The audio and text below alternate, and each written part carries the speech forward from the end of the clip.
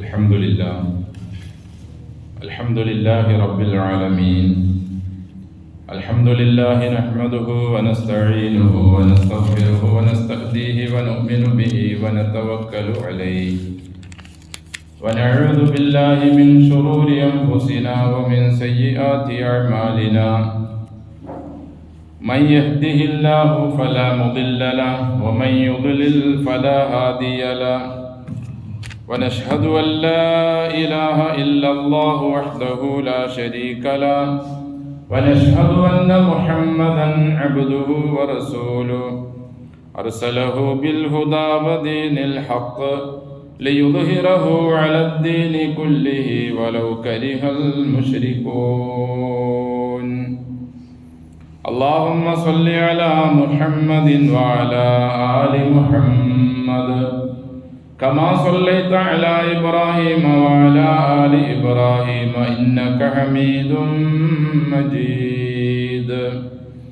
اللهم بارك على محمد وعلى آل محمد كما باركت على إبراهيم وعلى آل إبراهيم إنك حميد مجيد. أيها الناس أوصيكم وإياي بتقوى الله. أعوذ بالله من الشيطان الرجيم. بسم الله الرحمن الرحيم. وإذ بوأنا لإبراهيم مكان البيت ألا تشرك بي شيئا وطهر بيتي للطائفين والقائمين والركع السجود. وأذن في الناس بالحج يأتوك رجالا وعلى كل ضامر يأتين من كل فج عميق.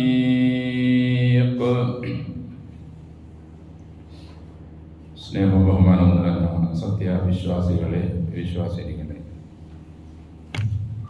സർവ്വലോക രക്ഷിതാവായ അള്ളാഹുവിൻ്റെ വിധിവിലക്കുകൾ എല്ലാ മേഖലകളിലും കൃത്യമായി സൂക്ഷിച്ച് അവനെ ഭയപ്പെട്ട് ജീവിക്കാൻ കഴിവിൻ പരമാവധി ശ്രമിക്കണമെന്ന് എന്നോടും നിങ്ങളോടും വസിയ്യത്ത് ചെയ്യുന്നു. അൽഹംദുലില്ലാഹ്, അള്ളാഹുവിൻ്റെ മഹത്തായ അനുഗ്രഹത്താൽ ഈ വർഷത്തെ ഹജ്ജ് ഉംറ കാര്യങ്ങൾക്ക് വേണ്ടി തയ്യാറെടുത്തിട്ടുള്ള, നിലവിൽ അവിടെ എത്തിയിട്ടുള്ളവരും ഇനി എത്താൻ ഉദ്ദേശിക്കുന്നവരുമായ എല്ലാ ഹാജി ഹജ്ജുമ്മമാർക്കും മഖ്ബൂലും മബ്റൂറുമായ ഹജ്ജും ഉംറയും നിർവഹിക്കാൻ പൂർണ്ണ ആരോഗ്യത്തോടുകൂടി നാടുകളിലേക്ക് തിരിച്ചു വന്ന് ഹജ്ജ് ഉംറകളിൽ നിന്ന് അള്ളാഹും റസൂലും ഉദ്ദേശിക്കുന്ന ലക്ഷ്യം മനസ്സിലാക്കി അവരവരുടെ നാടുകളിൽ നല്ല മുസ്ലിങ്ങളായി മാറാൻ അവർക്കും നമുക്കും അള്ളാഹു തൗഫീഖ് നൽകി അനുഗ്രഹിക്കട്ടെ. അൽഹംദുലില്ലാഹ്, അള്ളാഹുവിൻ്റെ അളവറ്റ അനുഗ്രഹത്താൽ നല്ലൊരു ആശ്വാസം എന്ന നിലയിൽ അള്ളാഹുവിൻ്റെ കാരുണ്യം നമ്മുടെ മേൽ പെയ്തിറങ്ങി. കഴിഞ്ഞ വെള്ളിയാഴ്ച നാം അനുഭവിച്ചിരുന്ന ആ ചൂടും പ്രയാസവും വിഷമവുമെല്ലാം ഒരു പരിധിവരെ നല്ല നിലയിൽ തന്നെ ശമിക്കുകയും എല്ലാവർക്കും അള്ളാഹു അവൻ്റെ കാരുണ്യം നൽകുകയും ചെയ്തു. തുടർന്നിനി അള്ളാഹു നമുക്ക് നൽകിയ ഈ അനുഗ്രഹങ്ങൾക്ക് നന്ദിയോടെ ജീവിക്കുക എന്നതാണ് പ്രയാസങ്ങളിലും പ്രതിസന്ധികളിലും ഏത് നിലയിലുള്ളതാകട്ടെ നാം ചെന്ന് ചാടാതിരിക്കാനുള്ള ഒരേ ഒരു പരിഹാരമാർഗം. ദുനിയാവിലെയും ആഖിറത്തിലെയും എല്ലാവിധ സൗഭാഗ്യങ്ങളും വിജയങ്ങളും അള്ളാഹു നിശ്ചയിച്ചിരിക്കുന്നത് അവൻ്റെ ദീൻ ഒന്നിൽ മാത്രമാണ്. അതല്ലാത്തതിലൊന്നും സമാധാനമോ സന്തോഷമോ ഒരു നിലയിലുമുള്ള സുഖമോ ലഭിക്കുകയില്ല. വമൻ യബ്തഗി ഗൈറൽ ഇസ്ലാമി ദീന, ഇസ്ലാം അല്ലാത്ത ഒരു ജീവിത മാർഗത്തെ ഒരാൾ തേടുകയോ അതിൽ ചെന്ന് ചാടുകയോ ചെയ്താൽ തീർച്ചയായും അവൻ നഷ്ടപ്പെട്ടവരിലാണ് എന്ന് അള്ളാഹു നമ്മെ ഖുർആനിലൂടെ പഠിപ്പിക്കുന്നുണ്ട്. അതുകൊണ്ട് അള്ളാഹു നമുക്ക് നൽകുന്ന ഈ അനുഗ്രഹങ്ങൾ എന്നും അത് നിലനിന്ന് കിട്ടാനും അനുഗ്രഹമായി അത് നമ്മുടെ മേൽ വർഷിക്കാനും നമ്മുടെ ജീവിതമാണ്, അതായത് നമ്മുടെ ഇനി മുതലുള്ള ജീവിതമാണ് നാം നന്നാക്കേണ്ടത്. അള്ളാഹു നമ്മെ എല്ലാം അനുഗ്രഹിക്കട്ടെ.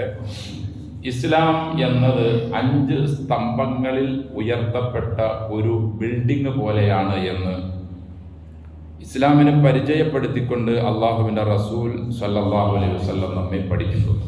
ഒന്ന് കലിമ അഷ്ഹദയാണ്. ആ ബിൽഡിങ്ങിൻ്റെ നടും തൂണാണ്, വളരെ പ്രധാനപ്പെട്ട തൂണാണ് കലിമത്തു ഷഹാദ. അത് പഠിപ്പിക്കാനാണ് 23 വർഷത്തെ ജീവിതത്തിൽ 13 വർഷം പൂർണ്ണമായി മാറ്റിവെക്കുകയും ബാക്കിയുള്ള 10 വർഷം ഈ കലിമത്തു ഷഹാദ അംഗീകരിച്ച ആളുകൾക്ക് പിന്നീട് എങ്ങനെയാണ് മറ്റു ഇബാദത്തുകൾ നിർവഹിക്കേണ്ടതെന്നും എങ്ങനെയാണ് അവൻ ജീവിക്കേണ്ടതെന്നും പഠിപ്പിക്കാനാണ് ബാക്കി 10 വർഷവും അള്ളാഹുവിൻ്റെ റസൂൽ സല്ലല്ലാഹു അലൈഹി വസല്ലം ഉപയോഗിച്ചത്. അപ്പം അതുകൊണ്ട് കലിമത്തു ഷഹാദയെ നാം ശരിക്ക് പഠിക്കുകയും അറിയുകയും മനസ്സിലാക്കുകയും അത് നമ്മുടെ നാവ് കൊണ്ട് പറയുകയും നമ്മുടെ ഹൃദയത്തിൽ അത് ഉറപ്പിക്കുകയും ഹൃദയത്തിൽ ഉറപ്പിച്ച് നാവ് കൊണ്ട് പറഞ്ഞ ആ വാക്കിനെ സാക്ഷാത്കരിച്ചു കൊണ്ടുള്ള തുടർന്നുള്ള ജീവിതം, ഇതാണ് ഒന്നാമത്തെ നെടുന്തൂൺ. ബാക്കിയുള്ള 4 തൂണുകൾ നിസ്കാരം, സക്കാത്ത്, നോമ്പ്, ഹജ്ജ്. ഈ സമ്പൂർണമായ ഇസ്ലാമിക ബിൽഡിംഗ് കൊണ്ട് അള്ളാഹുവിൻ്റെ അടുക്കൽ ചെന്നെങ്കിൽ മാത്രമേ നമുക്ക് രക്ഷപ്പെടാൻ കഴിയൂ. ഏതെങ്കിലും ഒന്നിനൊരു കുറവ് സംഭവിച്ചാൽ ആ കുറവ് അവിടെ അങ്ങനെ തന്നെ നമ്മുടെ അടുത്ത ജീവിതത്തിലും സംഭവിച്ചു കൊണ്ടേയിരിക്കും. ഇവിടെ പിന്നീട് വന്ന് തിരുത്തി നല്ല ആളായി ജീവിച്ച് രണ്ടാമത് അങ്ങോട്ട് പോകാനുള്ള ഒരു അവസരം ഇനിയില്ല. റബ്ബിർജിഉൻ ലഅല്ലി അഅമലു സ്വാലിഹ എന്നൊക്കെ മരണവുമായി ബന്ധപ്പെട്ട രംഗത്ത് മനുഷ്യൻ പറയുമെന്ന് അള്ളാഹു നമ്മെ ഉണർത്തുകയാണ്. അള്ളാഹുവെ, എനിക്ക് നീ ഒരു അവസരം കൂടി തരുമോ? ഞാൻ ലഅല്ലി അഅമലു സ്വാലിഹ, ഞാനിനി സ്വാലിഹായ കർമ്മങ്ങൾ നല്ലത് ചെയ്തോളാം എന്ന് റബ്ബിനോട് വാക്ക് കൊടുക്കുന്ന രംഗം മരണവുമായി ബന്ധപ്പെട്ട സന്ദർഭത്തിലുണ്ട് എന്ന് ഖുർആൻ നമ്മെ പഠിപ്പിക്കുന്നു. അതുകൊണ്ട് അങ്ങനെ ഒരു അവസരം ഇനി ഇല്ലാത്തത് കൊണ്ട് ഈ കാര്യങ്ങളെല്ലാം കൃത്യമായി പാലിച്ചുകൊണ്ടായിരിക്കണം നാം ജീവിക്കേണ്ടത്. അതിൽ അള്ളാഹുവിൻ്റെ റസൂൽ സല്ലല്ലാഹു അലൈഹി വസല്ലമയുടെ ജീവിതത്തിൻ്റെ അന്ത്യത്തിൽ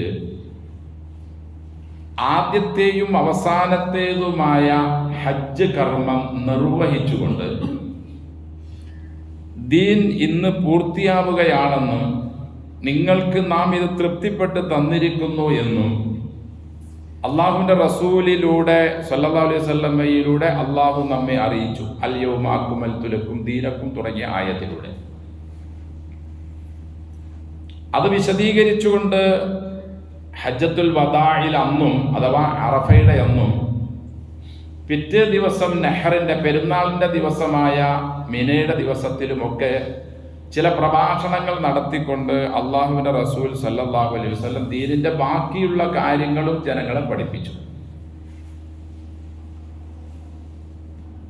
അപ്പോൾ അവസാനത്തേതും ആദ്യത്തേതുമായ ഹജ്ജ് കർമ്മം അല്ലാഹു തആല പ്രവാചകന്റെ ജീവിതത്തിന്റെ അവസാനത്തതിലേക്ക് പിന്തിപ്പിച്ചത് മറ്റു സൽക്കർമ്മങ്ങളെല്ലാം ചെയ്ത് ഒരു മനുഷ്യൻ, ഒരു മുസ്ലിമായ മനുഷ്യൻ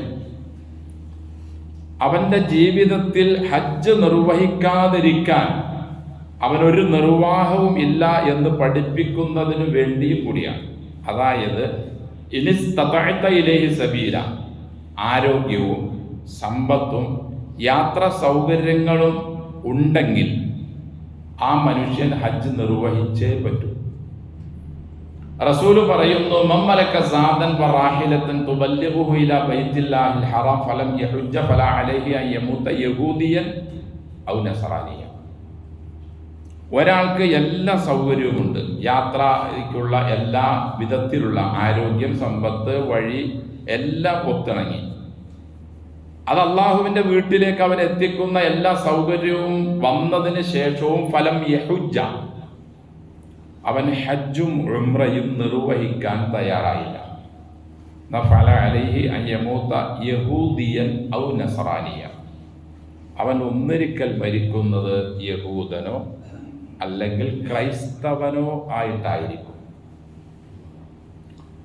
ഈ ഹദീസിൽ നിന്നും ഹജ്ജ് ഉംറയുടെ ഗൗരവം നമുക്ക് മനസ്സിലാക്കാം. എത്രത്തോളം പ്രാധാന്യം നിസ്കാരവും നോമ്പും സക്കാത്തും ഒക്കെ ചെയ്തുകൊണ്ടിരിക്കുന്ന ഒരാളെ പറ്റിയാണ് അള്ളാഹുവിൻ്റെ റസൂൽ ഇങ്ങനെ പറഞ്ഞത് സല്ലല്ലാഹു അലൈഹി വസല്ലം. ഇതുപോലെ തന്നെ ആലു ഇമ്രാനിലും സൂറ 67, 8, 9, 96, 7, 8 തുടങ്ങുന്ന ആയത്തുകളിലും ഇതേ വാക്ക് തന്നെ അള്ളാഹു ഉണർത്തുന്നു. ഇന്ന അവ്വല ബൈത്തിൻ വുദിഅ ലിന്നാസി ലല്ലദീ ബിബക്കത മുബാറക വഹുദൻ ലിൽ ആലമീൻ ഫീഹി ആയാത്തും ബയ്യിനാത്തും മഖാമു ഇബ്രാഹിം വമൻ ദഖലഹു കാന ആമിന വലില്ലാഹി അലന്നാസി ഹിജ്ജുൽ ബൈത്തി മൻ ഇസ്തതാഅ ഇലൈഹി സബീല വമൻ കഫറ ഫഇന്നല്ലാഹ ഗനിയ്യുൻ അനിൽ ആലമീൻ. ഈ ഭൂമിയിൽ ഏറ്റവും ആദ്യമായി അള്ളാഹുവിനെ ആരാധിക്കുന്നതിന് തിരിഞ്ഞു നിൽക്കാനുള്ള ഒരു ഖിബലയായി അള്ളാഹു നമുക്ക് നൽകിയത് വിശുദ്ധ മക്കയിലുള്ള കഅബ ഇരിക്കുന്ന കൃത്യമായ സ്ഥലത്തിൻ്റെ പേര് മക്ക എന്നല്ല, മക്കയിലുള്ള ബക്ക എന്നാണ് ആ സ്ഥലത്തിൻ്റെ പേര്. ലല്ലദീ ബി ബക്കത്ത മുബാറക, ബറക്കത്തുള്ള മക്കയിലുള്ള ബക്ക എന്ന സ്ഥലത്തുള്ള അള്ളാഹുവിൻ്റെ ഭവനമാണ് ഏറ്റവും ആദ്യമായി മനുഷ്യർക്ക് അള്ളാഹുവിനെ ആരാധിക്കുന്നതിന് വേണ്ടി നിർമ്മിക്കപ്പെട്ട ഭവനം. ഫീഹി ആയാത്തും ബയ്യിനാത്തും മഖാമു ഇബ്രാഹിം, ആ മക്കയിൽ സ്ഥിതി ചെയ്യുന്ന മക്കയിലുള്ള വീടിൻ്റെ തൊട്ടടുത്ത് തന്നെ ഒരു വ്യക്തമായ ഒരു തെളിവ് അഥവാ മഖാമു ഇബ്രാഹിം എന്ന പേരിലുള്ള ഒരു കല്ലവിടെയുണ്ട്. വമൻ ദഖലഹു കാന ആമിന, ഹറമിൻ്റെ പരിധിയിലേക്ക് ആര് കയറിയാലും അവൻ ആമിനായി, നിർഭയത്വമുള്ളവനായി. ഹറം എന്നതുകൊണ്ട് ഉദ്ദേശിക്കുന്നത് പരിശുദ്ധ കഅബയുടെ ചുറ്റുഭാഗത്തുമുള്ള കിലോമീറ്ററുകളോളം പരന്നു കിടക്കുന്ന ഭൂമി പ്രദേശത്തിനാണ് ഹറം എന്ന് പറയുന്നത്. അതിനുള്ളിലുള്ള മസ്ജിദാണ് മസ്ജിദുൽ ഹറാം. അതിൻ്റെ കൃത്യ സെന്ററിലുള്ള ഭവനമാണ് കഅബ അശ്ശരീഫ. അപ്പോൾ വിശുദ്ധ ഹറമിൽ സ്ഥിതി ചെയ്യുന്ന വിശുദ്ധ കഅബയാണ് അള്ളാഹു എടുത്തു പറയുന്ന ഏറ്റവും ആദ്യത്തെ വീട് എന്ന് പറയുന്നത്.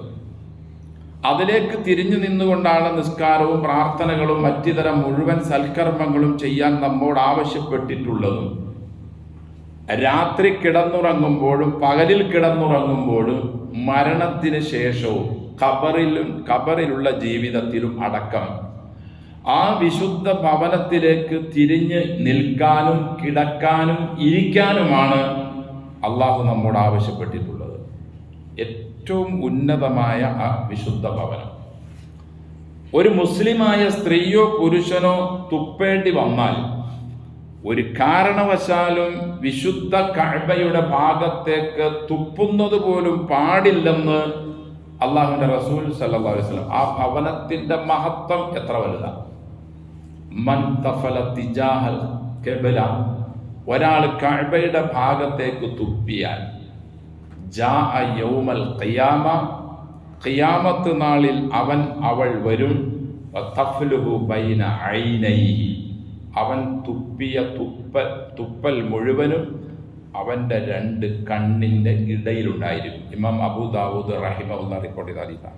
അപ്പം ആ വീടിനോടുള്ള ആദരവും ബഹുമാനവും മഹത്വവും, മലമൂത്ര വിസർജനത്തിന് നാം തിരഞ്ഞെടുക്കുന്നതും ആ വീടിൻ്റെ ഭാഗത്തേക്ക് പാടില്ലെന്നും, ഒരു നിർവാഹവും ഇല്ലെങ്കിൽ അങ്ങനെ നിങ്ങൾ തിരഞ്ഞെടുക്കുകയാണെങ്കിൽ മറ പാലിച്ചുകൊണ്ടായിരിക്കണം എന്നും ഇസ്ലാം കർശനമായി നമ്മോട് ആവശ്യപ്പെടുന്നു.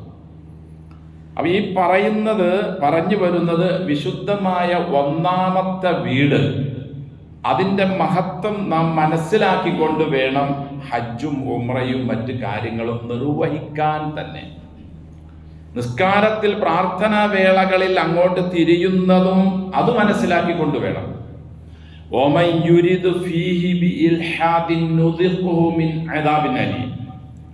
വിശുദ്ധ ഹറമിൻ്റെ ഉള്ളിൽ, ഹറം എന്ന് പറയുമ്പോൾ വിശാലമായ ഒരു ഭൂപ്രദേശമാണ്, അതിൻ്റെ ഉള്ളിൽ ഏതെങ്കിലും ഒരാള് അക്രമവാസനയോടുകൂടി പ്രവർത്തിച്ചാൽ എന്നല്ല, പ്രവർത്തിക്കാൻ ഉദ്ദേശിച്ചാൽ, അഥവാ അനിസ്ലാമിക കാര്യം ഒരാൾ ചെയ്യാൻ ഉദ്ദേശിച്ചാൽ പോലും നുദിഖുഹു മിൻ അദാബിൻ അലീം, കഠിനമായ ശിക്ഷ അയാളെ നാം അനുഭവിപ്പിക്കുക തന്നെ ചെയ്യും. ഇസ്ലാം വരുന്നതിനു മുമ്പേ തന്നെ ജാഹിലിയ കാലഘട്ടത്തിലുള്ള ആളുകൾ പോലും വിശുദ്ധ കഅബയെയും ആ ഹറം ഏരിയയും ആദരിച്ചിരുന്നു, ബഹുമാനിച്ചിരുന്നു. അവരുടെ സ്വന്തം പിതാവിനെ കൊന്ന ആളെ ഹറമിൻ്റെ ഉള്ളിൽ വച്ചാണ് കണ്ടുമുട്ടുന്നതെങ്കിൽ പോലും അവിടെ വച്ച് അവർ അദ്ദേഹത്തെ ശല്യം ചെയ്യുമായിരുന്നില്ല. എത്രയെത്രയോ സംഭവങ്ങൾ നമുക്ക് കാണാൻ കഴിയും. അതുകൊണ്ട് ഞാനും നിങ്ങളും മനസ്സിലാക്കേണ്ടത്, വിശുദ്ധ കഅബ എന്നത് നാം വെറുതെ പണിതുണ്ടാക്കുന്ന ഒരു വീട് പോലത്തെ വീടോ ഒരു പള്ളി പോലത്തെ ഒരു പള്ളിയോ അല്ല. അതിന് ഉന്നതമായ സ്ഥാനമുണ്ട്. ആ വീട് സന്ദർശിക്കുക എന്നത് കഴിവും സൗകര്യവുമുള്ള മുസ്ലിമായ മുഴുവൻ ആളുകൾക്കും പ്രായപൂർത്തി എത്തിയാൽ അള്ളാഹു നിർബന്ധമാക്കിയിരിക്കുന്നു.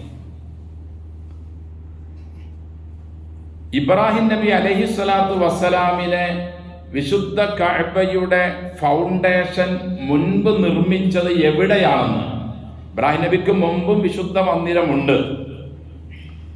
അത് പല പല കാരണങ്ങൾ കൊണ്ട് അത് മൂടപ്പെട്ടു പോയി.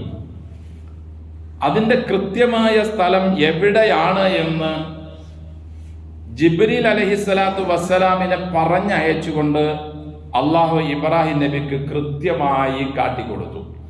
അതാണ് അള്ളാഹു പറഞ്ഞത്, വഇദ് ബവ്വഅ്നാ ലി ഇബ്രാഹീമ മക്കാനൽ ബൈത്തി.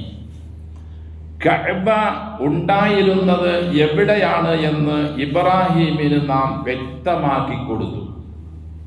എന്തിനു വേണ്ടിയാണ് ഈ കഅബയും ഇതിവിടെ ഉണ്ടായിരുന്നു എന്ന് മനസ്സിലാക്കി കൊടുത്തതും പിന്നീട് അത് പണിയാനുള്ള ഓർഡർ കൊടുത്തതും ഒക്കെ അള്ളാഹു പറയുന്നു ഒരേ ഒരു കാര്യത്തിന് വേണ്ടിയാ, അല്ലാ തുശ്രിക് ബി ശൈഅ. ഈ ഒറ്റ ലക്ഷ്യത്തിന് വേണ്ടിയാ. ഒരു കാരണവശാലും ഒരിക്കലും എന്നോട് ഒരാളും ശിർക്ക് വയ്ക്കരുത്, എനിക്ക് സമന്മാരെ നിശ്ചയിക്കരുത്, എനിക്ക് അർപ്പിക്കേണ്ട ആരാധനകൾ മറ്റാർക്കും നിങ്ങൾ സമർപ്പിക്കരുത്, ആരാധനകൾ മുഴുവനും എനിക്ക് മാത്രം സമർപ്പിക്കുന്നതിനോടൊപ്പം തന്നെ അങ്ങനെയുള്ള ആളുകൾ ഞാൻ അവരോട് നിർദ്ദേശിച്ചിട്ടുള്ള മുഴുവൻ കൽപ്പനകളും ജീവിതത്തിൽ ഉൾക്കൊള്ളുകയും അതിനെ അവരുടെ ജീവിതത്തിൽ പ്രാവർത്തികമാക്കുകയും വേണം. അല്ല തുശ്രികു ബി ശൈഅ, നിങ്ങൾ എന്നെ കൊണ്ടൊന്നും ശിർക്ക് വെക്കരുത് എന്ന് പറഞ്ഞതിൽ ശിർക്ക് എന്ന മഹാപാപത്തിൽ നിന്നും രക്ഷപ്പെടുന്നതിനോടൊപ്പം മറ്റു ഇതര സൽക്കർമ്മങ്ങളെയും അള്ളാഹു ഉൾപ്പെടുത്തി. തുടർന്ന് ഇബ്രാഹിം നബി അലൈഹിസ്സലാത്തു വസ്സലാം കഅബ പണിതുയർത്തിയതിന് ശേഷമുള്ള അദ്ദേഹത്തിന്റെ ചില പ്രാർത്ഥനകളും വാക്കുകളും വിശുദ്ധ ഖുർആൻ അൽ ബഖറ ആൽ ഇംറാനിലൊക്കെ നമുക്ക് കാണാൻ കഴിയും. റബ്ബന ഇന്നി അസ്കൻതു മിൻ ദുർരിയത്തി ബിവാദിൻ ഗൈരി ദി സറഇൻ ഇൻദ ബൈതിക്കൽ മുഹറം റബ്ബന ലിയുഖീമുസ് സ്വലാ. അള്ളാഹുവേ, ഞാൻ എൻ്റെ മകനെ നിന്റെ വീടിൻ്റെ ഭാഗത്ത് താമസിപ്പിച്ചു. അന്ന് ഇബ്രാഹിം നബി അലൈഹി സ്വലാത്തു വസ്സലാം ഇങ്ങനെ താമസിപ്പിക്കുന്ന സന്ദർഭത്തിൽ ഇങ്ങനെ ഇന്ന് നാം കാണുന്ന ഒരു വീട് അവിടെ ഉയർന്നിട്ടില്ല. ഹാജറ റളിയല്ലാഹു അൻഹയെയും കൊച്ചുമകൻ ഇസ്മായിൽ അലൈഹി സ്വലാത്തു വസ്സലാമിനെയും അവിടെ താമസിപ്പിച്ചുകൊണ്ട് പോകുന്ന യാത്രാവേളയിലാണ് കഅബയുടെ ഭാഗത്തേക്ക് തിരിഞ്ഞു നിന്നുകൊണ്ടുള്ള മഹാനായ പ്രവാചകന്റെ പ്രാർത്ഥന. റബ്ബന ഇന്നി അസ്കൻതു മിൻ ദുർരിയത്തി ബിവാദിൻ, മലഞ്ചെരുവിലാണ് അവരെ താമസിപ്പിച്ചത്. ഗൈരി ദീ സറഇൻ, ഒരു കൃഷിയും സൗകര്യവും ഒന്നുമില്ലാത്ത ഒരു ഭൂമി. പക്ഷേ ഇൻദ ബൈത്തിക്കൽ മുഹറം, നിന്റെ ആദരണീയ ഭവനം അവിടെയുണ്ട്, അതിൻ്റെ ഫൗണ്ടേഷൻ അടിയിലുണ്ട്. അള്ളാഹു, ഞാനിത് താമസിപ്പിച്ചതിൻ്റെ ലക്ഷ്യം എന്നോട് ആദ്യം നീ പറഞ്ഞപ്പോൾ പറഞ്ഞു, അല്ലാ തുശ്രിക് ബി ശൈഅ, ഒന്നിനെയും ശിർക്ക് വയ്ക്കരുത്. അതുപോലെ തന്നെ അള്ളാഹുവേ, എൻ്റെ ഒരു വലിയ ആഗ്രഹമാണ് റബ്ബന ലിയുഖീമുസ്സലാ, എൻ്റെ തലമുറ, എൻ്റെ മക്കൾ നിസ്കരിക്കുന്നവരായി തീരണം തമ്പുരാനെ. അതിനു വേണ്ടിയാണ് നിന്റെ ആദരണീയ ഭവനത്തിൻ്റെ ചാരത്ത് ഞാൻ എൻ്റെ കുടുംബത്തെ താമസിപ്പിച്ചത്. വേറൊരു സ്ഥലത്തും ഇബ്രാഹിം നബി അലൈഹി സ്വലാത്തു വസ്സലാം ഇതുപോലെ തന്നെ പ്രാർത്ഥിച്ചതായി കാണാൻ കഴിയും. റബ്ബി ജഅൽനി മുഖീമസ്സലാ വമിൻ ദുർരിയത്തി റബ്ബന വതഖബ്ബൽ ദുആ. അല്ലാഹുവേ, എന്നെയും എൻ്റെ മക്കളെയും കൃത്യം നിസ്കരിക്കുന്നവരാക്കണമേ. ഇസ്മായിൽ നബി അലൈഹി സ്വലാത്തു വസ്സലാമിനെ പറഞ്ഞ കൂട്ടത്തിൽ അള്ളാഹു വളരെ വ്യക്തമായി പറയുന്നു, കാന യഅ്മുറു അഹ്ലഹു ബിസ്സലാ. ആ മഹാപ്രവാചകൻ ഇബ്രാഹിം നബി അലൈഹി സ്വലാത്തു വസ്സലാമിന്റെ മൂത്ത മകൻ കൃത്യം നിസ്കരിക്കുകയും കുടുംബത്തോട് അത് കൽപ്പിക്കുന്നയാളുമായിരുന്നു. അതുകൊണ്ട് ഒന്നാമത്തെ ഭവനമായ വിശുദ്ധ കഅബ മന്ദിരം അള്ളാഹു പണിതുയർത്താൻ ഇബ്രാഹിം നബി അലൈഹി സ്വലാത്തു വസ്സലാമിനോട് പറഞ്ഞതിൻ്റെ ഒന്നാമത്തെ ലക്ഷ്യം ശിർക്ക് തുടച്ചു നീക്കാനും ഇബ്രാഹിം നബി അലൈഹി സ്വലാത്തു വസ്സലാമിന്റെ പ്രാർത്ഥനയുടെ ലക്ഷ്യം സാക്ഷാത്കരിക്കാനും, അഥവാ എല്ലാവരും നിസ്കരിക്കുന്നവരാകാനും, നിസ്കരിക്കുന്ന ആളുകൾ തന്നെ ആ ഭവനത്തിലേക്ക് തിരിഞ്ഞു നിൽക്കുന്നവർ ആകാനും വേണ്ടിയാണ്. അതായത് അള്ളാഹുവിന്റെ റസൂല് സല്ലല്ലാഹു അലൈഹി വസല്ലമയ്ക്ക് നിസ്കാരം നിർബന്ധമാക്കിയ ആദ്യ 16-17 മാസങ്ങൾ ബൈത്തുൽ മുഖദ്ദസിലെ മസ്ജിദുൽ അഖ്സ അള്ളാഹു സമ്പൂർണമായും അക്രമികളിൽ നിന്നും ക്രൂരന്മാരിൽ നിന്നും പ്രവാചകന്മാരുടെ കൊലപാതകികളിൽ നിന്നും അള്ളാഹു അത് മോചിപ്പിച്ച് അള്ളാഹു നമ്മുടെ കയ്യിലേക്ക് ഉടനെ തന്നെ നൽകട്ടെ. ആ മസ്ജിദുൽ അഖ്സയിലേക്ക് തിരിഞ്ഞു നിന്നുകൊണ്ടായിരുന്നു 16 അല്ലെങ്കിൽ 17 മാസങ്ങളോളം ആദ്യ ഘട്ടത്തിൽ റസൂൽ സല്ലല്ലാഹു അലൈഹി വസല്ലം നിസ്കരിച്ചു കൊണ്ടിരുന്നത് തന്നെ. പക്ഷേ ആ പ്രവാചകന്റെ മനസ്സിന്റെ ഉള്ളിൽ, ഹൃദയത്തിനുള്ളിൽ എന്തെന്നില്ലാത്ത ആഗ്രഹവും തേട്ടവുമുണ്ട്. വിശുദ്ധ കഅബയിലേക്ക് തിരിഞ്ഞു നിന്ന് നിസ്കരിക്കാൻ അള്ളാഹുവിന്റെ ഓർഡർ എപ്പോഴാണ് വരിക? ആ സത്യവും അള്ളാഹു പറയുന്നു, ഖദ് നറാ തഖല്ലുബ വജ്ഹിക ഫിസ്സമാ ഫലനുവല്ലിയന്നക ഖിബ്ലതൻ തർളാഹാ ഫവല്ലി വജ്ഹക ശത്റൽ മസ്ജിദിൽ ഹറാം. ഇന്ന് നാം ഹജ്ജ് ഉംറയ്ക്കൊക്കെ ചെല്ലുമ്പോൾ മദീന മസ്ജിദുൽ നബവിയുടെ തൊട്ടടുത്ത ഭാഗത്ത് തന്നെയുള്ള കുറേ പള്ളികളുണ്ട്. അതിൽ ഒരു പള്ളിയുടെ പേര് മസ്ജിദുൽ ഖിബ്ലത്തൈൻ എന്ന. ഒരു ദിവസം അള്ളാന്റെ റസൂലും സ്വഹാബത്തും റളിയല്ലാഹു അൻഹു ളുഹർ നിസ്കരിച്ചു കൊണ്ടിരിക്കുമ്പോൾ അള്ളാഹുവിൻ്റെ ഈ ഓർഡർ വരികയാണ്, നബിയെ, നിങ്ങൾ ബൈത്തുൽ മുഖദ്ദസിലേക്ക് തിരിഞ്ഞ് നിസ്കരിക്കുന്നുണ്ടെങ്കിലും നിങ്ങളുടെ മനസ്സിൻ്റെ ഉള്ളിൽ നിങ്ങളുടെ പിതാവ് ഇബ്രാഹിം നബി അലൈഹി സ്വലാത്തു വസ്സലാം നിർമ്മിച്ച ആദ്യത്തെ ഭവനമായ കഅബയെ ഖിബ്ലയായി കിട്ടാൻ നിങ്ങൾ ആഗ്രഹിക്കുന്നു എന്നെനിക്കറിയാം. ഖദ് നറാ, നാം കാണുന്നുണ്ട്, തഖല്ലുബ വജ്ഹിക ഫിസ്സമാ, ആകാശ ലോകത്തേക്ക് തങ്ങൾ നോക്കിക്കൊണ്ട് കണ്ണുകൾ മറിക്കുന്നത്. എന്തിനു വേണ്ടി? വിശുദ്ധ കഅബ മന്ദിരത്തെ ഖിബ്ലയായി അംഗീകരിച്ചുകൊണ്ടുള്ള, തിരിയാൻ പറഞ്ഞുകൊണ്ടുള്ള കൽപ്പനയുമായി ജിബ്രീൽ അലൈഹിസ്സലാത്തു വസ്സലാം എപ്പോഴാണ് വരുന്നതെന്ന് ആകാംക്ഷയോടുകൂടി തങ്ങൾ ആഗ്രഹം പ്രകടിപ്പിച്ചുകൊണ്ട് തങ്ങളുടെ ആകാശ ലോകത്തേക്ക് നോക്കുന്നത് ഞാൻ കാണുന്നുണ്ടെന്ന് പറയുകയും, അതുകൊണ്ട് പ്രവാചകരെ ഫവല്ലി വജ്ഹക ശത്തറൽ മസ്ജിദിൽ ഹറാം, തങ്ങളുടെ മുഖം ഇനി മുതൽ അന്ത്യം വരെയും അന്ത്യദിനം വരെയുമുള്ള മുഴുവൻ അനുസരണയുള്ള ആളുകളും വിശുദ്ധ ഈ ഭവനത്തിലേക്ക് മുഖം തിരിക്കുക.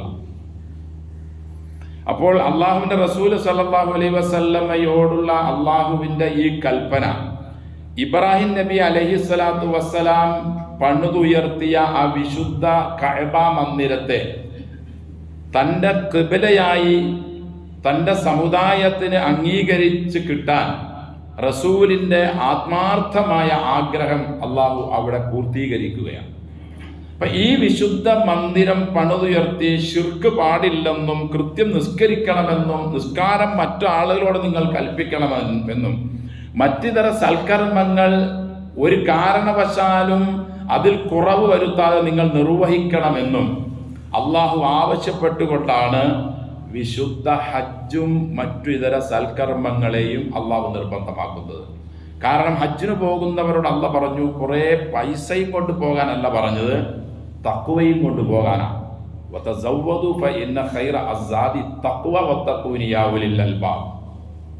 നിങ്ങൾ തഖ്വ നിറയെ തഖ്വ കൊണ്ടായിരിക്കണം പോകേണ്ടത്.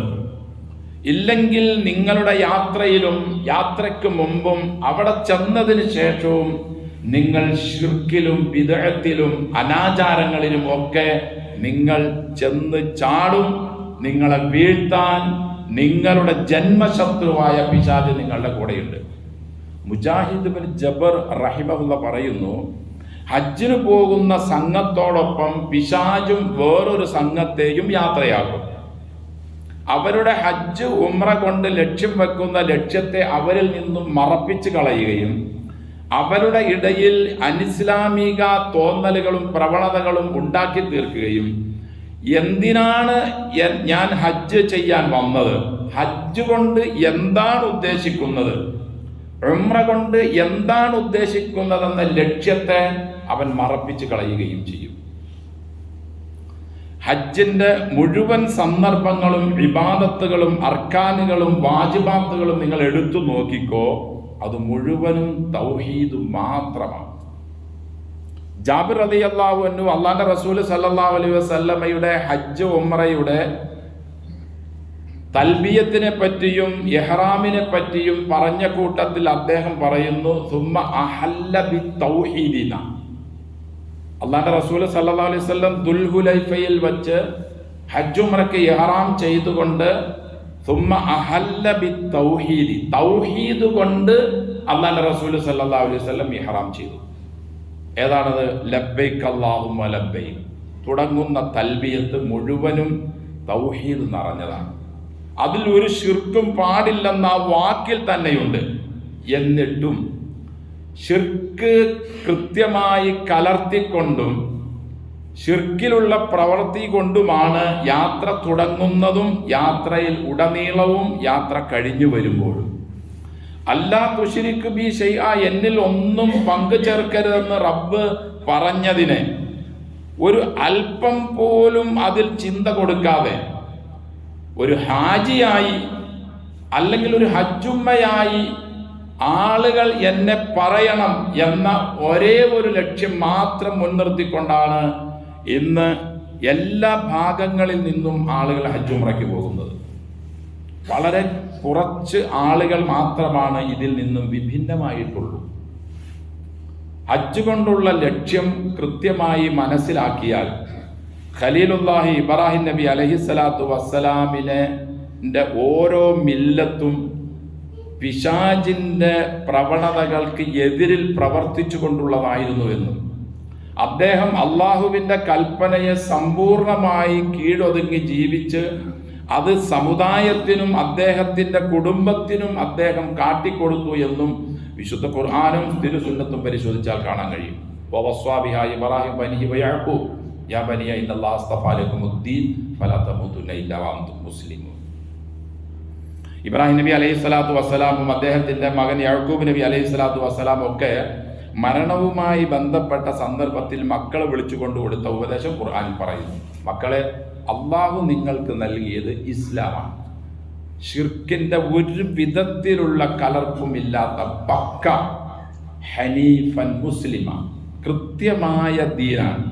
അതുകൊണ്ട് ഷിർക്ക് നിങ്ങളിൽ നിന്നുണ്ടാകരുത്, നിങ്ങൾ മുസ്ലിമായിക്കൊണ്ടേ മരിക്കാവൂ എന്ന് അദ്ദേഹത്തിൻ്റെ മരണവേളയിൽ, യാക്കൂബ് നബിയുടെ മരണവേളയിൽ അവർ മക്കളോട് വസിയത്ത് ചെയ്തതായി ഖുർആൻ നമ്മെ പരിചയപ്പെടുത്തുന്നു. അതുകൊണ്ട് എൻ്റെ സഹോദരങ്ങളെ, ഹജ്ജ് നമുക്ക് നിർബന്ധമാണ്. ആ ഹജ്ജ് കൊണ്ടുള്ള ലക്ഷ്യം സാക്ഷാത്കരിക്കലാണ്.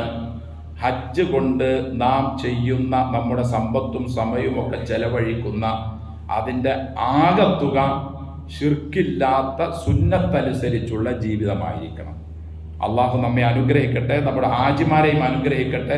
വെറുതെ ഒരു യാത്രയായി മാറാതെ അത് ഒരു ജീവനുള്ള ഒരു ഇബാദത്താക്കി മാറ്റി മുൻ കാലഘട്ടത്തിൽ വന്നുപോയിട്ടുള്ള കുറവുകളും പാവങ്ങളുമെല്ലാം അറഫയുടെ മൈതാനിയിൽ, അറഫയുടെ പ്രാർത്ഥനയിൽ കരഞ്ഞു കണ്ണീരൊഴുക്കിക്കൊണ്ടുള്ള ആ പ്രാർത്ഥനയിൽ മുഴുവനും കരിച്ചു കളഞ്ഞ് തിരിച്ചു നാട്ടിലേക്ക് വരുന്നവൻ അവനിൽ മാതൃകയുണ്ടായിരിക്കണം. അതുകൊണ്ടാണ് റസൂല് പറഞ്ഞത്, ഒരാള് ഹജ്ജ് കഴിഞ്ഞ് നാട്ടിലേക്ക് വന്നാൽ അവൻ മടങ്ങി വന്നു കയോമ വലതത്തു ഉമ്മു, സ്വന്തം മാതാവ് ജന്മം നൽകുന്ന കുട്ടി പാപത്തിൽ നിന്നും എങ്ങനെ ശുദ്ധമാണോ അതേ അവസ്ഥയിലായിരിക്കും ഹാജി നാട്ടിലേക്ക് വരിക. ഞാനും നിങ്ങളുമൊക്കെ ഹജ്ജും ഉംറയൊക്കെ പോകുന്നു, ചെയ്ത് തിരിച്ചു വന്നു. ഈ ഒരു ചാരിതാർത്ഥ്യം നമ്മുടെ യാത്രയിലും നമ്മുടെ ഹജ്ജുംറ കർമ്മങ്ങളിലും ഉണ്ടായിട്ടുണ്ടോ എന്ന് ഞാനും നിങ്ങളും ഓരോരുത്തരും സ്വന്തം നഫ്സിനോടൊന്ന് ചോദിക്കുക. ഇല്ലെങ്കിൽ നാം ചെലവഴിച്ച സമ്പത്ത് കൊണ്ട് എന്ത് നേട്ടമാണ് നമുക്കുണ്ടായത്?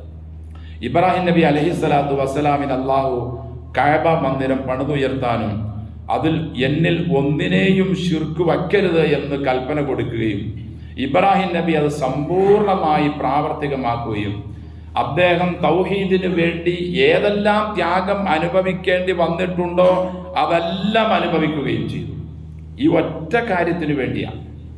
അവസാനം അദ്ദേഹത്തിൻ്റെ പ്രാർത്ഥനാ വേളകളിൽ അദ്ദേഹം പറയാറുണ്ടായിരുന്നു, അല്ലാഹുവേ, ആകാശത്ത് നീ ഒരുവൻ മാത്രമാണ്, ഭൂമിയിൽ നിന്നെ പറയാൻ ഞാൻ ഒരാൾ മാത്രമുള്ളൂ, എന്നെ നീ സഹായിക്കണം. അദ്ദേഹത്തിന്റെ പ്രാർത്ഥന അള്ളാഹു കൈക്കൊണ്ടു. അദ്ദേഹത്തിന്റെ പ്രാർത്ഥന കൈക്കൊണ്ടു.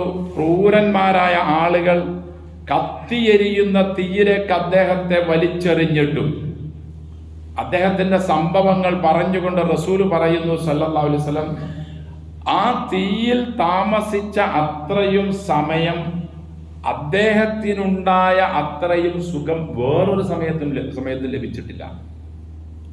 തണുപ്പുമാകണം രക്ഷയുമാകണം എന്ന് അള്ളാഹു കരിക്കാൻ ശക്തിയുള്ള തീയിനോട് അള്ളാഹുവിൻ്റെ ഓർഡർ കൊടുത്തത് അദ്ദേഹം ഒരേ ഒരു കാര്യത്തിന് വേണ്ടി ജിഹാദ് ചെയ്തതുകൊണ്ടാണ്. അതായത് തൗഹീദിനു വേണ്ടി, ശിർക്കിനെതിരായി.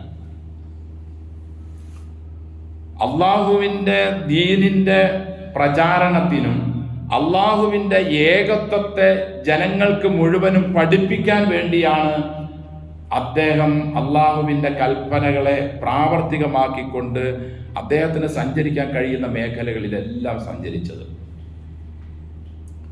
അതുകൊണ്ട് സഹോദരങ്ങളെ, നാം ഒരു ഹജ്ജ് ചെയ്തു അല്ലെങ്കിൽ ഒരു ഉംറ ചെയ്തു എന്നതിലല്ല കാര്യം. ആ ചെയ്യുന്നത് അള്ളാഹുവിന് വേണ്ടി മാത്രം ആയിരിക്കുന്നതിലാണ്. അദ്ദേഹത്തോട് തുടർന്ന് അള്ളാഹു പറയുന്നു, എൻ്റെ വീട് തവാഫ് ചെയ്യുന്നവർക്കും നിസ്കരിക്കുന്നവർക്കും റുക്കൂഅ് സുജൂദ് ചെയ്യുന്നവർക്കെല്ലാം നിശുദ്ധമാക്കി വെക്കണം. അപ്പൊ അതിനു മുമ്പ് അവിടെ അശുദ്ധീകരമായ എന്തൊക്കെയോ ഉണ്ടായിരുന്നു, പക്ഷെ അദ്ദേഹം ശുദ്ധിയാക്കി വെച്ചു. പിന്നീടും അശുദ്ധി കലർന്നു. അതായത് ബഹുദൈവ ആരാധനയും അവിടെയുള്ള പുണ്യാത്മാക്കളോട് പ്രാർത്ഥിക്കുന്ന രീതികളും റസൂലിൻ്റെ കാലഘട്ടത്തിൽ ആദ്യ ഘട്ടത്തിൽ അതുണ്ടായിരുന്നു. മക്ക വിജയിച്ചടക്കി റസൂലും സല്ലല്ലാഹു അലൈഹി വസല്ലമയും സഹാബികളും വിശുദ്ധ കഅബയിലേക്ക് കയറാൻ വന്നപ്പോൾ ഈ ഉന്നതനായ പ്രവാചകന്റെയും മന്ദിരം പണിതുയർത്താൻ സഹായിച്ച മകൻ ഇസ്മായിൽ നബിയുടെയും മറിയം ബീബിയുടെയും ഒക്കെ അടക്കമുള്ള പ്രതിമകൾ വിശുദ്ധ കഅബയുടെ ഉള്ളിൽ ഉണ്ടാക്കി വച്ച് അവകളോട് പ്രാർത്ഥിക്കുകയും അവകളെ മുൻനിർത്തിക്കൊണ്ട് പ്രാർത്ഥിക്കുകയും ചെയ്യുന്ന അവസ്ഥ റസൂലിന്റെ ആദ്യ കാലഘട്ടം, ഇസ്ലാമിന്റെ ആദ്യ കാലഘട്ടത്തിൽ അവിടെ ഉണ്ടായിരുന്നു. റസൂൽ അങ്ങോട്ട് കയറിയില്ല. അതിന് പകരം മാറി നിൽക്കുകയും കയ്യിലുള്ള ഒരു കോലുകൊണ്ട് ഇവകളുടെ എല്ലാം തലയിലേക്ക് കുത്തി താഴെ ഇടുകയും ജാഅൽ ഹഖ്ഖു വസഹഖൽ ബാത്തിലു ഇന്നൽ ബാത്തില കാന സഹൂഖ, സത്യം പുലർന്നു, ഇനി അസത്യത്തിന് സ്ഥാനമില്ല എന്ന് ഓരോ കുത്തും ഇബ്രാഹിം നബിയുടെയും ഇസ്മായിൽ നബിയുടെയും മറ്റു പുണ്യാത്മാക്കളുടെയും എല്ലാം പ്രതിമകളിൽ കുത്തി പൊളിച്ചുകൊണ്ട് അള്ളാഹുവിന്റെ റസൂൽ സല്ലല്ലാഹു അലൈഹി വസല്ലം പറഞ്ഞു. അപ്പൊ ഈ ശിർക്ക് നമ്മുടെ ജീവിതത്തിൽ ഒരിക്കലും വരാൻ നാം സമ്മതിക്കരുത്. അത് ഹജ്ജിന്റെ സീസണിൽ മാത്രമല്ല, നമ്മുടെ ദുഃഖ സന്ദർഭങ്ങളിൽ മാത്രമല്ല, നമ്മുടെ സുഖ സന്ദർഭങ്ങളിലും ജീവിതം സകലം അത് നമ്മിൽ കൃത്യമായി നാം പാലിച്ചുകൊണ്ട് അതിനെ നമ്മുടെ ഇതര ആളുകളിലേക്കും നാം ഈ ദഅവത്തിനെ പ്രാവർത്തികമാക്കുക എന്നതാണ് ഹജ്ജ് കൊണ്ടുള്ള ലക്ഷ്യങ്ങളിൽ വേറൊന്ന്. അല്ലാഹുവിന്റെ റസൂൽ സല്ലല്ലാഹു അലൈഹി വസല്ലം ഇസ്ലാം വരുന്നതിന് മുമ്പ് ആദ്യ ഘട്ടത്തിൽ ദഅവത്ത് ചെയ്തുകൊണ്ടിരുന്നത് ഹജ്ജ് വേളയിലായിരുന്നു. എല്ലാം ഓരോ മാർക്കറ്റുകൾ കയറിയും ഹജ്ജിന്റെ വേളകളിലും റസൂൽ സല്ലല്ലാഹു അലൈഹി വസല്ലം മദീനയിൽ നിന്നും പരിസരത്ത് നിന്നുമൊക്കെ അവരുടെ ഹജ്ജിന്റെ കർമ്മങ്ങളുമായി, യഥാർത്ഥ ഇസ്ലാമിക ഹജ്ജല്ല, മുശ്രിക്കുകൾക്ക് ഒരു ഹജ്ജുണ്ട്, ആ ഹജ്ജ് ചെയ്യാൻ വരുന്ന ആളുകളെ പുറകിൽ ചെന്നുകൊണ്ട് റസൂൽ സല്ലല്ലാഹു അലൈഹി വസല്ലം ഉപദേശിക്കുമായിരുന്നു. അങ്ങനെയാണ് ഒന്നാം അഖബയും രണ്ടാം അഖബ കരാറും, ആദ്യം കുറച്ചാളും പിന്നെ 70 ആളും പിന്നെ ആളുകൾ ഇങ്ങോട്ട് തിങ്ങിക്കേറി വന്നത്. റസൂൽ ഇബ്രാഹിം നബി അലൈഹിസ്സലാത്തു വസ്സലാമിൻ്റെ അതേ ദഅവത്തിൽ ഉറച്ചു നിന്നതുകൊണ്ട്, അതേ ദഅവത്ത് ജനങ്ങൾക്ക് പഠിപ്പിച്ചതുകൊണ്ട് ആ ഹജ്ജ് കൊണ്ടും ഉംറ കൊണ്ടും ഒരു ജീവനുള്ള സമുദായത്തെ വളർത്തിയെടുത്തു. നമുക്കതിന് കഴിയുന്നില്ല. ലക്ഷക്കണക്കിന് ആളുകളാണ് ഇന്ന് ഹജ്ജിനും ഉംറയ്ക്കും പോയി വരുന്നത്. എത്ര ആളുകളിൽ ഖബൂലിയത്തുണ്ട് എന്ന് അള്ളാഹുവിനെ അറിയും. എൻ്റെ സഹോദരങ്ങളെ, ഇബ്രാഹിം നബി അലൈഹിസ്സലാത്തു വസ്സലാമിനോട് അള്ളാഹു പറഞ്ഞ ഈ നിലയിലുള്ള ഹജ്ജ് ഉംറ നിർവഹിക്കാൻ ഞാൻ സന്നദ്ധനാവണം, നിങ്ങളും സന്നദ്ധനാവണം. എങ്കിൽ മാത്രമേ നമുക്ക് രക്ഷപ്പെടാൻ കഴിയൂ. നിസ്കരിക്കുന്നുണ്ട്, നോമ്പനുഷ്ഠിക്കുന്നുണ്ട്, അല്ലെങ്കിൽ സക്കാത്ത് കൊടുക്കുന്നുണ്ട്, അല്ലെങ്കിൽ ഹജ്ജ് ചെയ്യുന്നുണ്ട് എന്ന ഒരു നിർവൃതി അനുഭവിച്ച് അങ്ങ് മരിച്ചു പോയാൽ തീർച്ചയായും നാളെ അള്ളാഹുവിൻ്റെ അടുക്കൽ നമുക്ക് രക്ഷപ്പെടാൻ സാധ്യമേ അല്ല. അള്ളാഹുവിൻ്റെ കൃത്യമായ കൽപ്പന അള്ളാഹുവിന് വേണ്ടി മാത്രം ചെയ്യുക എന്നതും ശിർക്കില്ലാതിരിക്കുക എന്നതുമാണ്.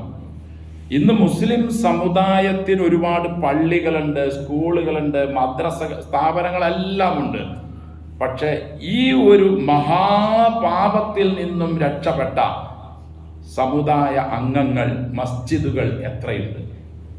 മസ്ജിദുകളിൽ നേതൃത്വം വഹിച്ചുകൊണ്ടാണ് ശിർക്കിൻ്റെതായ മുഴുവൻ കാര്യങ്ങളും സമുദായ നേതാക്കന്മാരടക്കം ചെയ്തുകൊണ്ടിരിക്കുന്നത്. അള്ളാഹു കാത്തു രക്ഷിക്കട്ടെ. പക്ഷെ ഇതെത്ര പേര് മനസ്സിലാക്കാനാണ്? ആരോട് ഇത് പറയും? എങ്ങനെ ഇത് മനസ്സിലാക്കി കൊടുക്കും? സമുദായത്തിൻ്റെ നേതൃത്വത്തിലിരിക്കുന്ന ആളുകൾ പോലും ശിർക്കിൻ്റെ വാഹകരായും അതിൻ്റെ പ്രചാരകരായും മാറിയല്ലേ? അതുകൊണ്ടല്ലേ ഇന്ന് ഈ സമുദായം ഇത്രയും നാശത്തിലേക്ക് വന്നത്? നമുക്ക് അള്ളാഹുവിനോട് പ്രാർത്ഥിക്കാം. ഹജ്ജാണെങ്കിലും ഉംറയാണെങ്കിലും നമ്മുടെ നിസ്കാരമാണെങ്കിലും ഏതാണെങ്കിലും ഇതൊക്കെ അള്ളാഹുവെ ജീവനുള്ളതാക്കി ചെയ്യാൻ ഞങ്ങൾക്ക് നീ തൗഫീക്ക് നൽകണമേ. സ്വഹാബികൾ നിസ്കരിക്കുമ്പോൾ അല്ലെങ്കിൽ സ്വഹാബികൾ ഖുർആൻ പാരായണം ചെയ്യുമ്പോൾ അവർക്ക് വേറെ ഒരു ചിന്തയും അവരെ അലട്ടിയിരുന്നില്ല. യുദ്ധവേളകളിൽ ഏറ്റ അമ്പ് പോലും വലിച്ചെടുക്കുന്നത് നിസ്കാരവേളകളിലാണ്. അവരറിഞ്ഞിരുന്നില്ല അത്. നബി പറഞ്ഞത് അങ്ങനെ തന്നെ അവർ പ്രാവർത്തികമാക്കി. എനിക്കൊരു ആശ്വാസവും സുഖവും സന്തോഷവും ജുഇലത്തു ഖുർറത്തു ഐനി ഫിസ്സലാ യാ ബിലാൽ അഖിമിസ്സലാ അരിഹ്നാ ബി. റസൂൽ പറയുമായിരുന്നു, ബിലാലെ വാ, ഇഖാമത്ത് കൊടുക്ക്, നമുക്ക് നിസ്കരിക്കാം, റാഹത്താവട്ടെ. എനിക്ക് സുഖം കിട്ടുന്നത് നിസ്കരിക്കാൻ നിൽക്കുമ്പോഴാണെന്ന് റസൂൽ പറഞ്ഞ ആ ഒരു സുഖവും, ബിലാലെ വരിക, ഇഖാമത്ത് കൊടുക്ക്, നമുക്ക് നിസ്കരിക്കാം, നമുക്ക് റാഹത്തെടുക്കാം എന്ന് പറഞ്ഞ ആ ഒരു സുഖവും നമുക്ക് അനുഭവപ്പെടുന്നുണ്ടോ? എന്തിനാണ് പ്രവാചകരെ കാലിൽ ഇത്ര നീര് കെട്ടി കഷ്ടപ്പെട്ട് ഇടങ്ങേറായി രാത്രി എഴുന്നേറ്റ് നിസ്കരിക്കുന്നത്? തങ്ങളുടെ മുൻപിൻ പാപങ്ങളെല്ലാം റബ്ബ് മാപ്പാക്കി എന്ന് സന്തോഷം തങ്ങൾക്ക് അറിയിച്ചിട്ടില്ലേ? ആയിഷ റളിയല്ലാഹു അൻഹയോട് റസൂൽ സല്ലല്ലാഹു അലൈഹി വസല്ലം പറഞ്ഞത് അഫല അകൂന അബ്ദൻ ശകൂറ എന്ന വാക്കായിരുന്നു.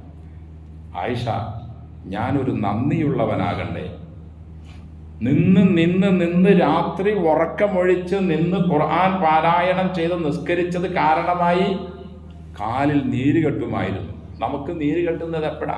കിഡ്നിയെല്ലാം പോയി തകരാറാവുമ്പോൾ കാലിൽ നീര് വരും. നിസ്കരിച്ച് നമുക്കൊരു സുഖം അനുഭവപ്പെട്ടിട്ടുണ്ടോ? അനുഭവപ്പെടുന്നില്ല. ആർക്കൊക്കെയോ വേണ്ടി എന്തൊക്കെയോ കോപ്രായങ്ങളാണ് നിസ്കാരത്തിൽ. വരുന്നത് കാണാം, പുറത്തേക്ക് ഇറങ്ങുന്നത് കാണാം. ഒരു സമാധാനത്തോടെ, അടക്കത്തോടെ, ഒതുക്കത്തോടെ താൻ പറയുന്നത് എന്തെന്ന് മനസ്സിലാക്കി, തൻ്റെ പ്രാർത്ഥനകളുടെ ലക്ഷ്യം എന്താണ്, അർത്ഥം എന്തെന്ന് മനസ്സിലാക്കിക്കൊണ്ടുള്ള ഏതെങ്കിലും ഒരു ഇബാദത്ത് നമ്മിൽ ഉണ്ടായിട്ടുണ്ടോ? നമ്മളിങ്ങനെ ഹജ്ജ് ചെയ്യാൻ ഇഷ്ടംപോലെ ആളുകൾ പോകുന്നു, ഇഷ്ടംപോലെ ആളുകൾ നിസ്കരിക്കുന്നു, നോമ്പുകാരുടെ ബഹളം, ഉംറക്കാരുടെ ബഹളം, ഹജ്ജ് കഴിഞ്ഞാൽ ഉംറ, ഹജ്ജിന് മുമ്പ് ഉംറ, എത്രയെത്രയോ ഇബാദത്തുകളെ കൊണ്ടാണ് നിറഞ്ഞത്. അള്ളാഹുവിന്റെ റസൂൽ പറഞ്ഞതുപോലെ സല്ലല്ലാഹു ഒന്നും ജീവനില്ലാത്തതും ഭാരമില്ലാത്തതുമാണ്.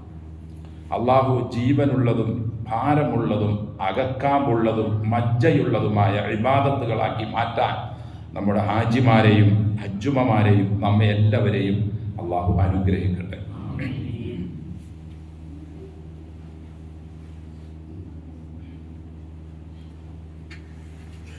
അൽഹംദുലില്ലാഹി നഹ്മദുഹു വനസ്തഈനുഹു വനസ്തഗ്ഫിറുഹു വനസ്തഹ്ദീഹി വനുഅ്മിനു ബിഹി വനതവക്കലു അലൈഹി വനഊദു ബില്ലാഹി മിൻ ശുറൂരി അൻഫുസിനാ വമിൻ സയ്യിആതി അഅ്മാലിനാ من يهده الله فلا مضل له ومن يضلل فلا هادي له ونشهد ان لا اله الا الله وحده لا شريك له ونشهد ان محمدا عبده ورسوله ارسله بالهدى ودين الحق ليظهره على الدين كله ولو كره المشركون. اللهم صل على محمد وعلى ال محمد كما صليت على ابراهيم وعلى ال ابراهيم انك حميد مجيد. اللهم بارك على محمد وعلى ال محمد كما باركت على ابراهيم وعلى آل إبراهيم في العالمين إنك حميد مجيد. أيها الناس أوصيكم وإياي بتقوى الله. أعوذ بالله من الشيطان الرجيم. بسم الله الرحمن الرحيم. ضرب الله مثلا للذين كفروا امرأة نوح وامرأة لوط كانتا تحت عبدين من عبادنا صالحين فخانتاهما فلم يغنيا عنهما من الله شيئا وقيل ادخلا النار مع الداخلين. സൂറ അത്തഹരീമിൽ അള്ളാഹു നമ്മെ ഒരു കാര്യം ഉണർത്തുകയാണ്. ഞാനും നിങ്ങളും ആരാണ് എന്ന് അള്ളാഹു നോക്കുന്നില്ല എന്ന ഈ ആയത്തിൽ നിന്നും അള്ളാഹു പറയുന്നത്. ഞാൻ എൻ്റെ പിതാവ് ഒരു നബിയാണോ, അല്ലെങ്കിൽ എൻ്റെ മകൻ ഒരു വലിയാണോ, അല്ലെങ്കിൽ എൻ്റെ സ്വന്തക്കാർ ആരാണ്, സമ്പത്തുള്ളവനാണോ, ഒരുപാട് ഇബാദത്തുകൾ ചെയ്തയാൾ, ഇതൊന്നും അള്ളാഹു നോക്കുന്നില്ല. മറിച്ച് അള്ളാഹു നോക്കുന്നത് ശിർക്കില്ലാത്ത കൃത്യമായ ജീവിതവും അള്ളാഹുവിനെ അനുസരിച്ചു കൊണ്ടുള്ള മറ്റു ഇബാദത്തുകളുമാണ് അള്ളാഹു ലക്ഷ്യം വെക്കുന്നത്. രണ്ട് മഹാപ്രവാചകന്മാരുടെ പേര് അള്ളാഹുവിടെ പറഞ്ഞു. ഒന്ന് നൂഹ് നബി, രണ്ട് ലൂത്ത് നബി അലൈഹി സ്വലാത്തു വസ്സലാം. അവരെ രണ്ടുപേരെയും പറഞ്ഞുകൊണ്ട് അള്ളാഹു പറയുന്നു, അവരുടെ രണ്ടുപേരുടെയും ഭാര്യമാർ സത്യനിഷേധത്തോടൊപ്പം ചേരുകയും അവരുമായി സഹകരിക്കുകയും അതിനു വേണ്ടി പ്രവർത്തിക്കുകയും ഷിർക്കിനെ വ്യാപിപ്പിക്കാൻ സഹായിക്കുകയും അധർമ്മം ചെയ്യുകയും അത് ചെയ്യുന്നതിനെ പ്രോത്സാഹിപ്പിക്കുന്നവരുമായിരുന്നു. അള്ളാഹു പറയുന്നു, കാനത്താ തഹ്ത അബ്ദൈനി മിൻ ഇബാദിനാ സ്വാലിഹീൻ. അവർ രണ്ട് സ്ത്രീകളും നമ്മുടെ രണ്ട് നല്ല അടിമകളുടെ കീഴിൽ ഭാര്യമാരായി ജീവിച്ചവരായിരുന്നു. ഒന്ന് നൂഹ് നബിയുടെ ഭാര്യ, രണ്ട് ലൂത്ത് നബി അലൈഹി സ്വലാത്തു വസ്സലാമിൻ്റെ ഭാര്യ. ഫഖാനത്താഹുമ, അവർ രണ്ടുപേരും ഇവരെ അഥവാ രണ്ട് ഭർത്താക്കന്മാരെ വിശ്വാസപരമായും കർമ്മപരമായും അവർ വഞ്ചിച്ചു. ഫലം യുഗ്നിയ അൻഹുമാ മിനല്ലാഹി ശൈഅ. നൂഹിന്റെ ഭാര്യയായിരുന്നു, ലൂത്തിന്റെ ഭാര്യയായിരുന്നു എന്നത് അള്ളാഹുവിൽ നിന്നുള്ള നടപടികൾ നേരിടാൻ അവർക്ക് ഒരു വിധത്തിലുള്ള സഹായവും ലഭിച്ചില്ല. ഞാൻ നൂഹ് നബിയുടെ ഭാര്യയാണല്ലോ, അല്ലെങ്കിൽ ഞാൻ ലൂത്ത് നബിയുടെ ഭാര്യയാണല്ലോ, അതുകൊണ്ട് ഞാൻ രക്ഷപ്പെടാം എന്ന ഒന്നും അവർക്ക് ലഭിച്ചില്ല. വഖീല ദുഖുലന്നാറ മഅ ദാഖിലീൻ. ഇവിടെയും ഇടങ്ങേറിലായി അവർ. നാളെ ആഖിറത്തിൽ അവരോട് പറയപ്പെടും, രണ്ടുപേരും നരകത്തിൽ പോയിക്കോ. ആരുടെ ഭാര്യമാരാ? ഒന്ന് നൂഹ് നബി, രണ്ട് ലൂത്ത് നബി. എന്നാൽ വേറെ രണ്ട് സ്ത്രീകളെ അള്ളാഹു പറയുന്നു. വല്ലറബല്ലാഹു മസലൻ ലില്ലദീന ആമനു. വിശ്വാസികൾക്ക് ശിർക്കില്ലാതെ ജീവിക്കുന്നവർക്ക് അള്ളാഹു രണ്ട് ഉദാഹരണം നൽകുകയാണ്. ആരാണ്? ഇമ്രാത്ത ഫിറഔൻ, ഫിറഔനിന്റെ ഭാര്യ. ആരായിരുന്നു ഫിറഔൻ? നമുക്കറിയാം. ഏറ്റവും വലിയ ശത്രു, പ്രവാചകനെ കൊല്ലാനും ഇസ്രായേലികളെ നശിപ്പിക്കാനും എല്ലാവിധ ഏതെല്ലാം ചെയ്യാൻ പറ്റുമോ അതെല്ലാം ചെയ്ത ക്രൂരനായ മനുഷ്യനായിരുന്നു. അദ്ദേഹത്തിന്റെ ഭാര്യയെ അള്ളാഹു മുഅ്മിനുകൾക്ക് ഉദാഹരണമായി കൊടുക്കുന്നു. അവർ വ്യക്തിയുടെ ബന്ധങ്ങളോ അവർ എവിടെ താമസിക്കുന്നു എന്നതൊന്നുമല്ല അള്ളാഹുവിന് പ്രശ്നം. അള്ളാഹുവിൻ്റെ പ്രശ്നം വ്യക്തി ശുദ്ധിയായിരിക്കുക എന്നതാണ് എല്ലാ നിലയിലും. നമ്മുടെ നബി സല്ലല്ലാഹു അലൈഹി വസല്ലമയുടെ പിതാവിനെ പറ്റി വന്ന ഒരു ഹദീസിൽ കാണാം. ഒരാൾ വന്ന് നബിയോട് ചോദിച്ചു, നബി എൻ്റെ വാപ്പ മരിച്ചുപോയി, അദ്ദേഹം ഇപ്പം നിലവിൽ എവിടെയാണ്? നബി പറഞ്ഞു, നിന്റെ വാപ്പ നരകത്തിലാണ്.